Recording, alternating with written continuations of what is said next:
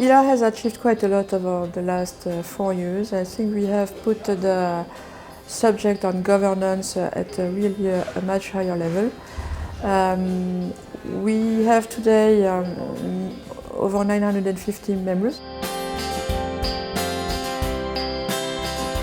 I'm in the board since 9 years, and I'm in the management team of Marianne since 4 years, so I think I'm more continuing the strategy we have, knowing that there are many points which need to be addressed. We are still perceived today, in my personal opinion, as being too much financial center oriented. Okay, so we'll need to work to develop our offers to members, also training materials to small and medium-sized businesses in the non-financial sector.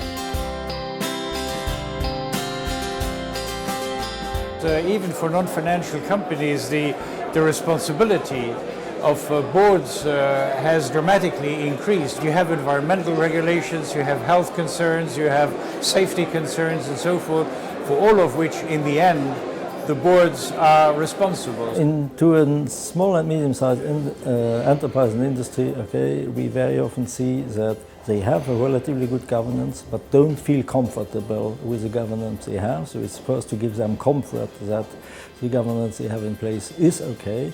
Many of those small and medium-sized businesses are family businesses, so are struggling with succession problems. Okay, so help them in really planning very well at management level, but also at the board level. When you're a small country that is internationally orientated, you must have rules that have great credibility, and that must be also recognized by others. So for us, having good governance is not an option, it is a must.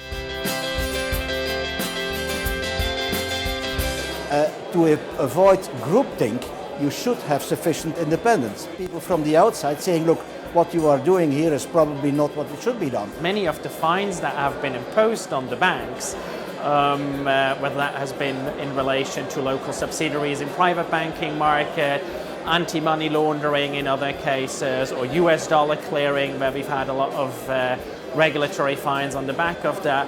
A lot of that has effectively been driven by the subsidiaries. And ultimately, the argument for the parent company to say, well, it's a subsidiary, not our problem, didn't fly effectively. The Bank of England, among others, published on Fair and Effective Markets, the Fair and Effective Markets Review, and this is going to change the governance system once more. As a chairman of ILA, I am a member of the board of the European Confederation of Directors, ECODA. At ECODA, the main mission of ECODA is really to lobby the European institutions and to be there at the start when the directives are in discussion, so that we can bring the point of view of the Luxembourg governance and the way we operate business here in Luxembourg. What happens here is that you have a melting pot of nationalities and also a kind of melting pot of different specialties in the financial world.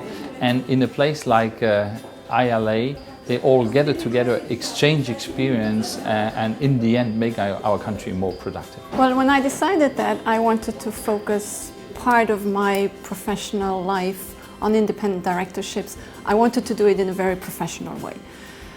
So the certification for me is a label of quality. It shows that the director has followed a certain training program, and ILA offers that training program. Luxembourg had to make changes. We've done it now, and in the end it has proved not to be bad for business. On the contrary, the fact that you align your practices to those that are internationally requested or warranted poses no problem at all in the end, because it makes you more competitive. I personally believe that governance is very important for Luxembourg and for the Luxembourg, first for the Luxembourg companies to have better run companies, but it's also very important for the image and the branding of Luxembourg in general.